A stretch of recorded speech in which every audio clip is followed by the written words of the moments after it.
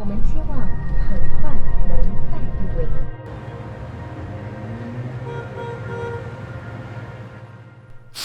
I don't know about you, but I can't wait to get out and travel. And as an animator, I want to be able to take my work with me. When the world opens up again, these countries start accepting, allowing travelers back in, that's when I want to see the world again. And I honestly can't wait. But I'm an animator and an artist and a YouTuber. I run websites. I do a lot of stuff digitally, and I want to take with me an interface that can keep up with all of that, with creating digital art, with teaching, creating animations. So when I travel, I want to bring with me a laptop that is a solid all-rounder, which can handle a lot of things that I am trying. It's got to have a drawing interface. It has to be able to handle all of that and be portable. So it's a tall order. There has always been this one brand of tablets that I've never been able to comment on because I've never had any direct experience with it. Until a few weeks ago, when the Microsoft team got in touch with me and I was able to speak with one of their technical advisors about the technology they had been developing. This was a nice opportunity because I was also able to explain to their team what digital artists and animators are looking for in a tablet and what the most important criteria is to us that we care about. It was a cool meeting and I just forgot about it, left it at that. What arrived in the mail a few weeks later really shocked me, in a good way. It's like Christmas. That's not the right thing. No, it is! Oh my god! Cool, right? Oh, that looks so Damn, thank you Microsoft. Sorted me out. We got the mug. Look at that. It's an H mug. This is like... I'm just not... Oh, what? What? Wow. Headphones, mouse, stylus. Look at this thing, it looks amazing. From what I've read about this laptop, it's like an all-in-one kind of laptop. It's got 32 gigabytes of RAM. That's a beast. It's got a detachable screen, so this screen comes off and you can use it as just a tablet by itself. They sent me a pen with it. So this is what I'm really curious about, is how the pen, this pen technology matches up compared to the competitors.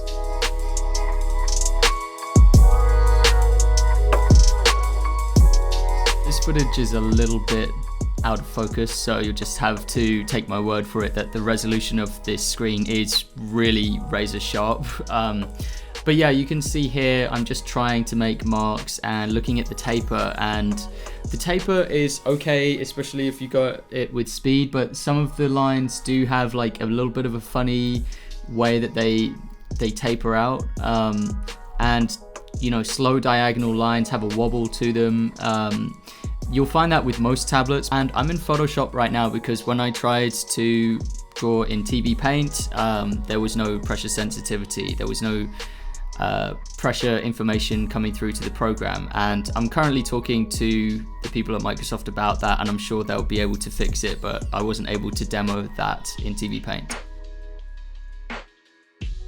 In its laptop mode, you see, like this, when you're trying to draw on the screen, it's not the best position for drawing because, you know, this is going to be wobbling a little bit. So the idea is that you take it off, turn it round, and have it like this, folded down.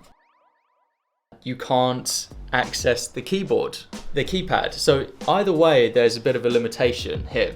Fortunately, our friends at XP Pen have created this little external interface here, which you can buy for about £30, British pounds. It's a little button interface designed for animators and designers and artists to give them a little bit more control, to give them some extra buttons. It fits into your laptop bag and it can be held in one hand. So I can have my pen stylus in this hand. Let's say I'm on a plane or something. I can have my pen stylus in this hand.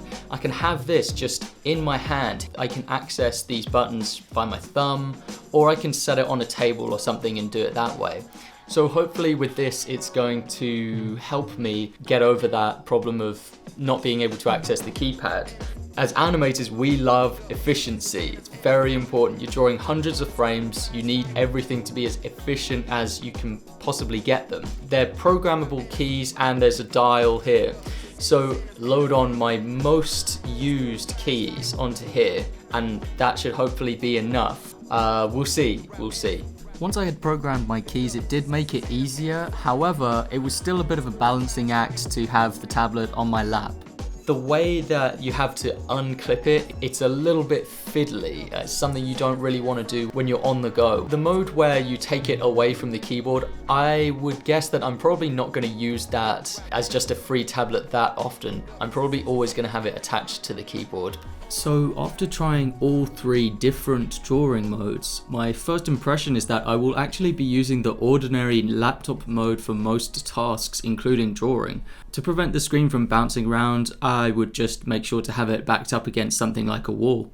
The computer itself is really responsive, the keys feel amazing, the touchpad is great, as well as it responding to the pen, it can also respond to just fingers, just your touch. So that's really nice for internet browsing and scrolling and things. Very nice to use in those kind of ways as well.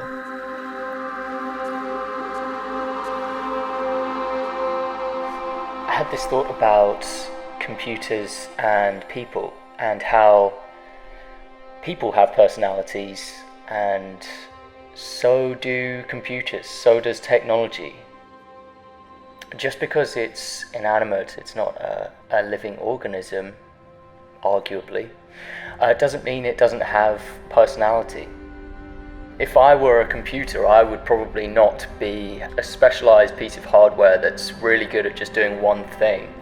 I would probably be more of a generalist computer. I mean, I'm an independent filmmaker, so I end up pretty much doing every step in the process when making a film.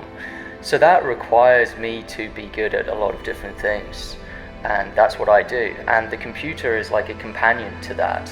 So a generalist computer can behave on the same kind of level as me, where it can do a little bit of everything, and it can do it well, but it's not just limited to one thing.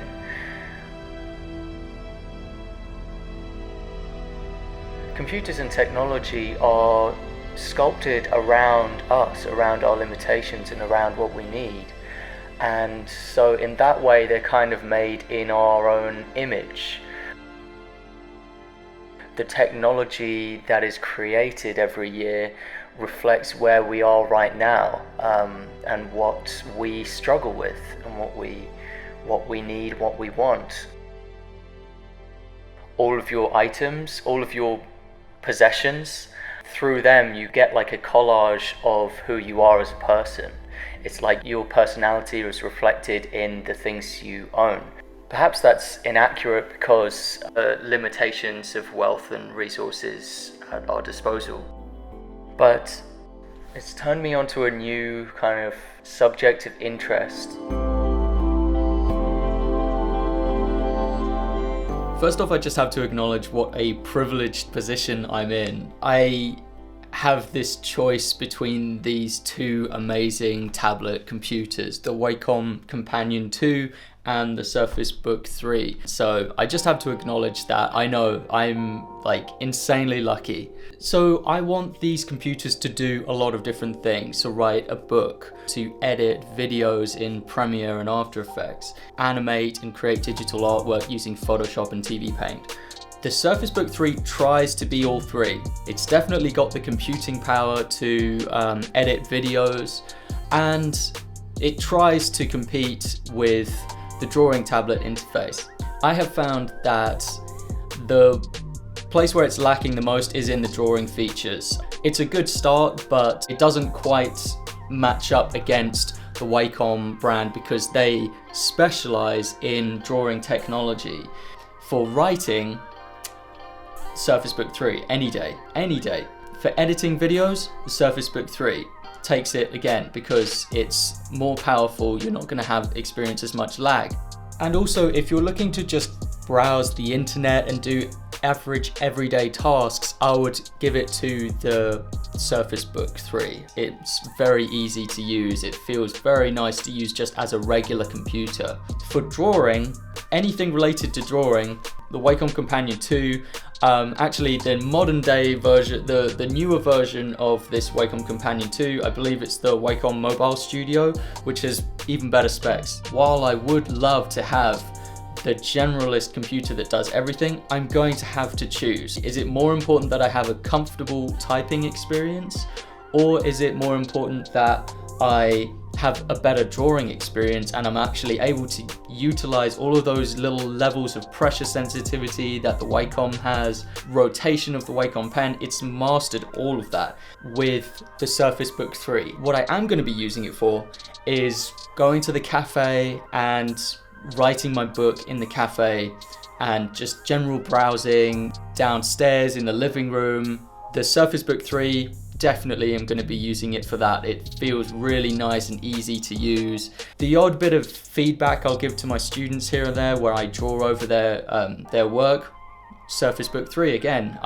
Little bits of drawing here and there I can use the Surface Book 3 for. For a big animation project in TV Paint, I'll probably use the Cintiq Companion 2, just so that I get that perfectly calibrated pen technology. I want to make a recommendation as well, that if you are not traveling, if you are not on the go and you can set up somewhere and space is not a problem, then I recommend that you go big and you go with a proper desk PC. You can build it out, you can make it really powerful with multiple screens and get the most ergonomic settings possible. You can add things, you can customize a lot more. It's a really big challenge to make a portable animation workstation because, you know, you have to compact everything down into something that's really small. So I primarily use a desktop, and when I'm at home, I'm always using the desktop. And that's where I have the most power, is where I'm the most comfortable. If you don't have that problem of being on the go, then get a desktop, like go big. So I am just incredibly grateful to Microsoft for doing such a nice gesture for me. Really grateful for that, it's amazing. Thank you very much, Microsoft. So I hope you like this video. The link to the Surface Book will be down below, as well as the XP Pen interface. If you like the videos that I'm making here and you want to support me, you can actually pledge to me on Patreon, which will be in the description as well. I'm an animator. I make lots of videos about 2D hand-drawn animation, so if you want to learn more about that, you're interested in that, subscribe to the channel. Thanks very much for watching, and I'll see you in the next video.